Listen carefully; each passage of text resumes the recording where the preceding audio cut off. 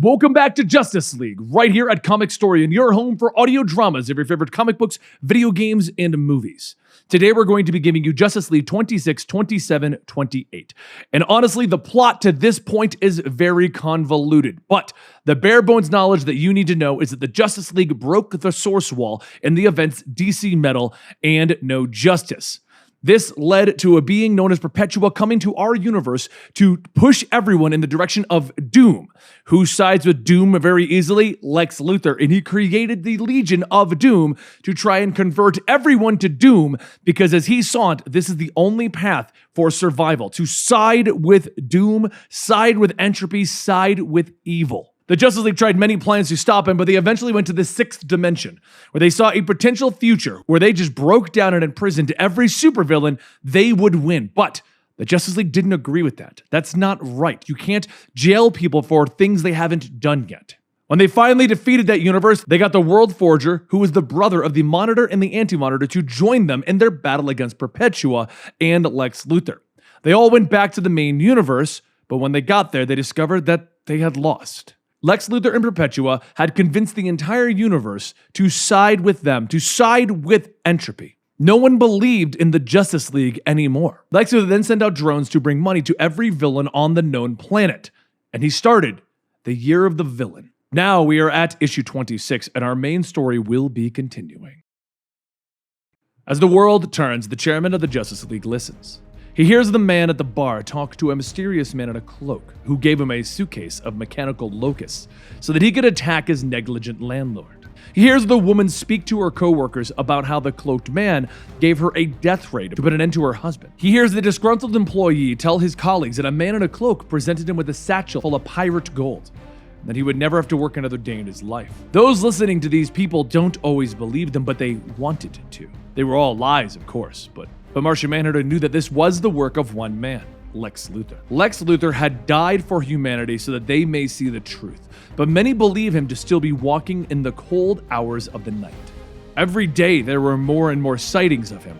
He was somewhere out there. Martian Manhunter's comm pops up with a message from Hawkgirl telling him that he's needed at the Hall of Justice. However, he ignores it.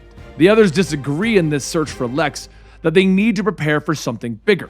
Martian Manhunter knew that he was meant for more than that at the moment, that his childhood was the reason that he chose to pursue Lex. He was Jean Jean's Detective Manhunter.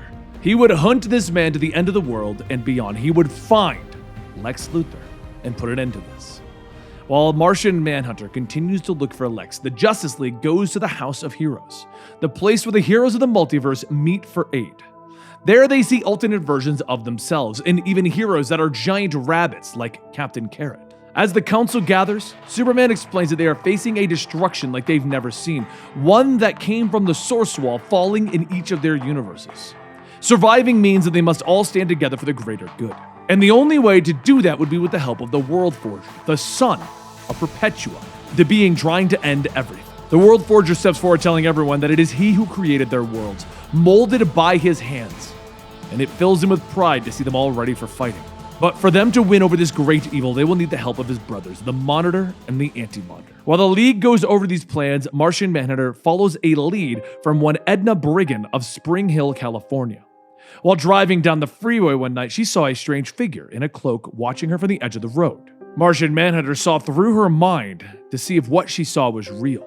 The man in the cloak was there, in this very building. Martian Manhunter scans the area around the broken home, not sensing anything. But then again, if Lex didn't want his presence known, he could make sure that he wouldn't be found. He had something planned, something so terrifying that it will rip the world apart, and it cannot be allowed to happen. So show yourself, Lex! A voice from behind tells Martian Manhunter that if he wants answers, he has come to the right place. Martian Manhunter looks back to see Lionel Luthor charging at him, and he calls out. But Lionel says that this place is where the story began and where it will end. Visions of the past race through Martian Manhunter's head. These moments were hidden away from him. It was a horrifying chapter of his life relived, a lifetime of nightmares all flooding into his mind. He was poked, he was prodded, he was experimented on. A powerful psychic mind can assert control over the subconscious, he tells himself, desperate to wake up. But his heart drops in childlike terror when he sees the face again. the chief scientist whose mental blocks are preventing him from seeing anything that the scientist did not want him to see. As many eyes watched him scream in pain, there was also ones willing to help him, willing to free him, give him back his life. Martian Manhunter screams the Luthor name, waking up in the same tube that he was held in when he was younger, telling himself that it was all a dream. Lionel stands outside of the containment tube asking, "Is that so? Because it seems very real to me. The cage is present. Not some lie created in your nightmare. You must escape." Martian Manhunter expands his body size to try and break the glass, but his efforts are in vain. Instead, Martian Manhunter seeps through the cracks and wires, and he lunges out of the computer panel, shouting that Lionel is dead. "I examined the remains myself. Who are you?" Lionel's face splits open, revealing an android beneath the flesh, and it tells him that there are still experiments that need to be conducted. "If you would, please return to your cage." Or perhaps a bit of heat vision stolen from the Kryptonian would persuade you. That's when a pair of red glowing eyes charge up and a loud whoosh of fire rips through the air. A large man then begins to walk towards Martian Manhunter as he demands to know who's in charge. The twisted man appears on the monitors, asking who else would it be. He's found himself in the clutches of Professor Ivo. Now Amazo put the Martian back in his cage. Meanwhile, elsewhere, Superman and the others step out onto a dead planet, with the Flash asking where are they. Superman tells him this is where the monitors once lived, before the final crisis. John Stewart then asks, "I thought we were looking for a monitors, singular." The World Forger says that they are. The multiverse was once infinite, but due to the crisis set in motion by his brother, the Anti-Monitor, it collapsed into a singular universe. What would have been infinite only contained 52 universes. His older brother, the original Monitor, was reborn and splintered into many aspects. It was not until the dark multiverse that he began to reform his true self. A being slowly begins to appear stating, "Yes, I was reformed, only to be captured and tortured by a nightmare that I should never have forged. Have you come to stop me or help?" The World Forger tells him that this multiverse has grown from infancy. It was broken. Why would they heal a multiverse that cannot heal itself when doom metastasizes at its heart? The Monitor yells that the multiverse is worth saving, and damn you for not thinking so, World Forger. I will not simply let it die. Batman tells him, "You shouldn't. Fight with us to save the multiverse." The Monitor falls to his knees sighing, saying that the last time he tried, infinite worlds died. He lacks the tools he once had, his ship, his Harbinger. But of all people, Flash sees it right. He can feel the echoes, the chill of death. Is that what you've come here chasing? The Flash thinks on it and feels something, but he can't remember. He can remember the echoes, but the Monitor shouts, asking how can they trust him when they could not even remember what they've lost? How can they stop their mother Perpetua? Do they not know how powerful she already is? She gains more power with each passing day. What hope is there? Superman puts his hand on the Monitor's shoulder, telling him that it's hope that together they might make a difference. The World Forger holds his hand out, stating, "Well, I've tried to forge a new multiverse to replace this one, and it didn't work. So now I'm giving this a shot. Will you join the Justice League, Monitor?" The Monitor stares for a moment and says that if they're going to have any hope, they have to find their other brother, the Anti-Monitor of Quard. May the Source save us all. Back at the old house, though, Martian Manhunter lays strapped to an examination table. Professor Ivo says that it's fascinating, really.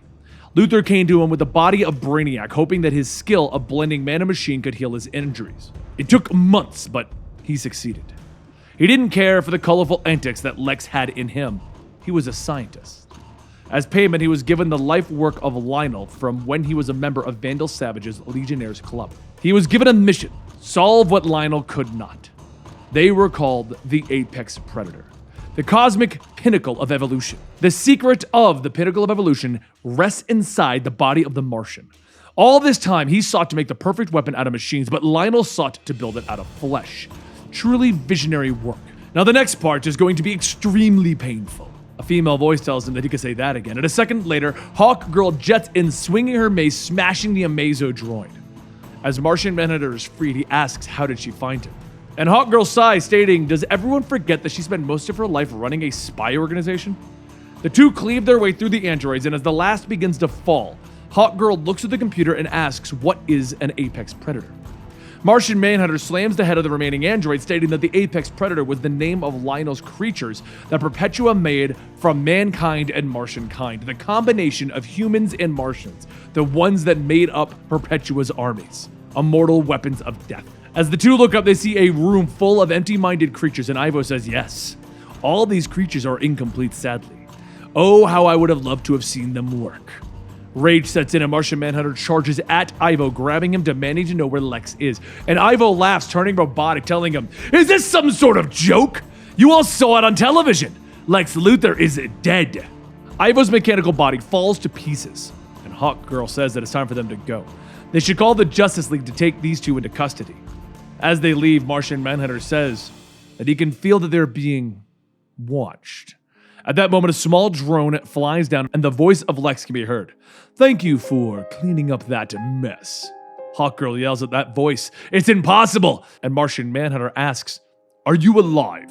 Lex says, no more than ever. I have an offer. Jean-Jeans of Mars. I can give you exactly what you're looking for. I can give you me. The next morning, somewhere over the desert in the southwest, Martian Manhunter and Hawkgirl fly to the coordinates given by Lex, and Hawkgirl asks, shouldn't they at least call somebody? Martian Manhunter tells her no, Lex would know. They would lose him the second that they make contact with anybody. As the two touch down at the giant stone pillar, Lex telepathically says that if he tells her anything, this line will be cut forever and they will never find him. Put Hawkgirl into a deep sleep, and then the entrance will be made for you. Martian Manhunter asks why should he do that, and Lex says that it's simple. If you don't, you will never get a chance to speak to me again. The choice is yours, but you must make it quick. There is work that needs to be done. Hawkgirl tells Martian Manhunter that she may just be frustrated with him, but please tell her what to do. And Martian Manhunter tells her, forgive me. Soon Hawkgirl falls to the ground, and seconds later the doorway opens and Lex steps out telling him, excellent, now follow me, Jean. Martian Manhunter steps through the portal telling him, by the gods. Lex tells him that this is an ingenious bit of technology. This entire base is just slightly out of sync with the rest of reality. The handiwork of my father and the other scientists working for Vandal, though I loathe to give them credit. The little spider drones begin to carry in Hawkgirl, and Martian Manhunter asks, what are you doing here? Lex tells him that he's making sure that she doesn't get into any trouble. She won't be hurt. You have my word on that, Manhunter. Martian Manhunter tries to look under the cloak, asking, what have you done to yourself? And Lex says, oh, we will get to that, but please follow me. There's a lot to show. Soon they enter a room with a display of the world and the images of the villains spread all over it. Lex explains that this is the intelligence that they pulled from Amanda Waller's mind. Drones were sent to give his offers to the most dangerous people on the planet. Right this moment, the technology and the money that he's given them, oh, it's going to be quite the sight. And Martian Manhunter asks why. What is the point of all of this? Lex goes on telling him that it's about evolution. That's what this has always been about. Heroes have vastly overestimated what people think of them. The universe is dying. Why should any of us fight for the common good? You can feel it too, right? The Justice League is preparing for an outright war. It must drive you mad that you are pursuing this selfish route. Martian Manhunter asks, what do you mean selfish? I am doing this because... But Lex stops him. You're trying to save me, but that's not going to make the world a better place. You want to make yourself feel better, to make yourself feel right. It's your own drive towards doom. You may as well accept it. But alas, humankind and Martian kind, we've always been little more than base animals scabbing for our own selfish needs. I once felt small. I hated all of the inherent power inside of Superman, that he would make any excuse to justify the insecurity for what it was. It was the knowledge, deep down, that we were meant for more. That we could be perfected. Martian Manhunter tells him, Perpetua has twisted your mind into something unnatural, Lex. And Lex shouts, she is the one who created the multiverse. How can you say that her desires are unnatural? They are nature itself, Manhunter. Lex laughs. Yes, I hear myself, the great scientist, becoming a zealot. I spoke with Perpetua while I incubated. If she had gotten her way, we would be a beautiful race of immortal apex predators. There was an offer made, and this is it. We would have conquered the multiverse and created an empire so powerful that no cosmic judge would ever dare challenge us. And we still can. There was an offer made, and it is this.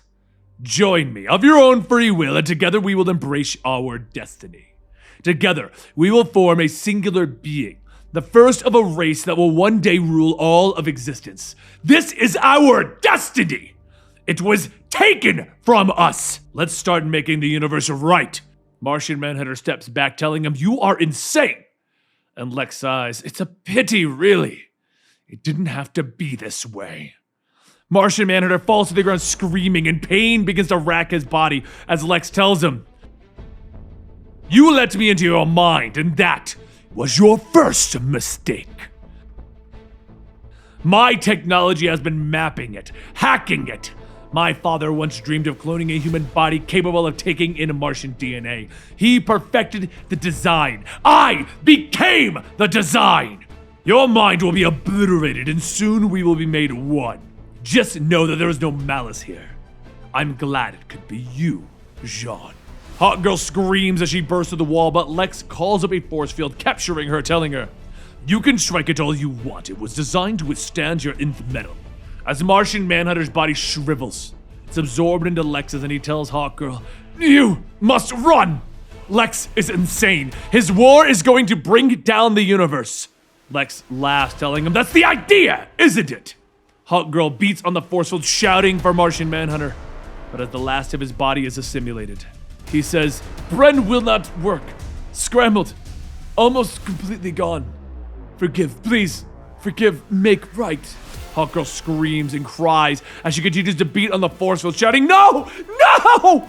But soon there is nothing left of Martian Manhunter's body.